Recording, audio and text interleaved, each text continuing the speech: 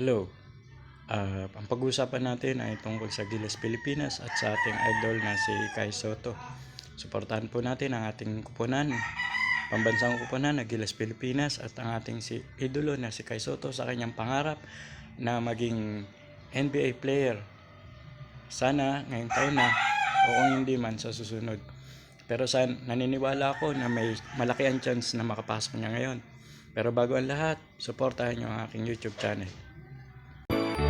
Hello, I'm Don Donya Matakbad and welcome to my YouTube channel, A Road to Successful Business. Please subscribe and push the notification bell for more updates. Isang magandang araw sa inyo mga ka-basketballista na tagahanga ng taga-suporta ng Gilas Pilipinas. Lalong-lalo na sa idol nating si Sky High, Kai Soto. Yan. Marami tayong pag-uusapan ngayong araw na ito tungkol sa ating idolo na si Kai Soto at sa Gilas Pilipinas. Alam nyo ba na sinabi ni Tim ko na medyo binago niya yung triangle offense dahil sa makabagong panahon ngayon. Uso na ngayon yung small ball lineup o small ball system. Kumbaga, in-integrate niya yung triangle offense at ang small ball offense.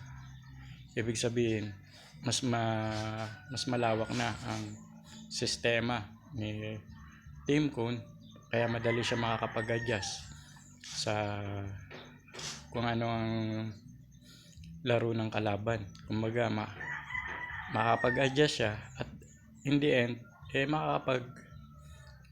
na yung makakapag-dikta ng laro dahil siya ay open-minded, magaling mag-adjust sa opensa at saka depensa. Pag nakikita niya na hindi ubrang triangle offense, medyo gagamitin niya yung sistema ng kalaban. Kumbaga, igigisa niya sa sariling mantika. Kung dumako naman tayo kay Idol Kai Soto. Alam nyo ba na nag-improve ang kanyang performance dito sa B-League? Medyo hindi sila nagkakalayo ng performance ng MVP ng Japan B-League.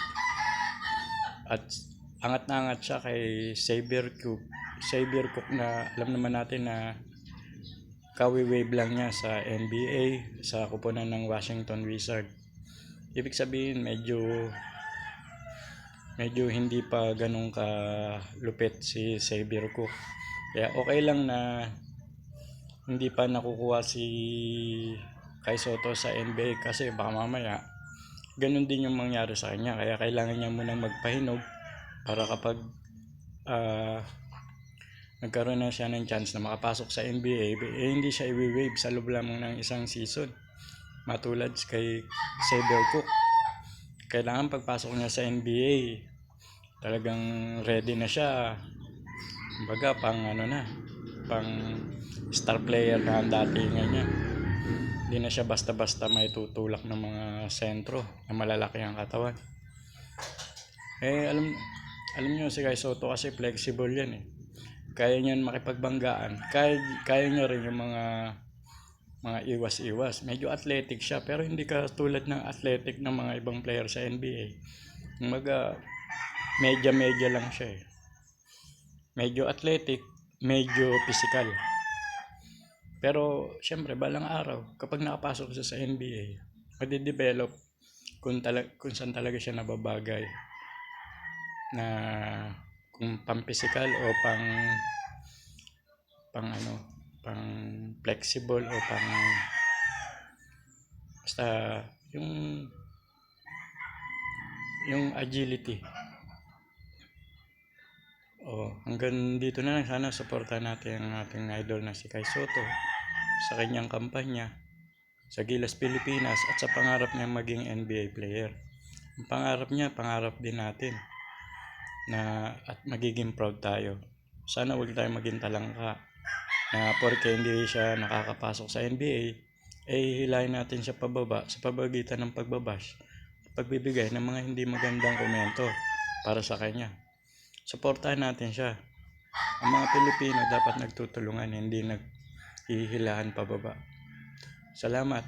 See you again sa aking mga videos at sana gustuhan niyo.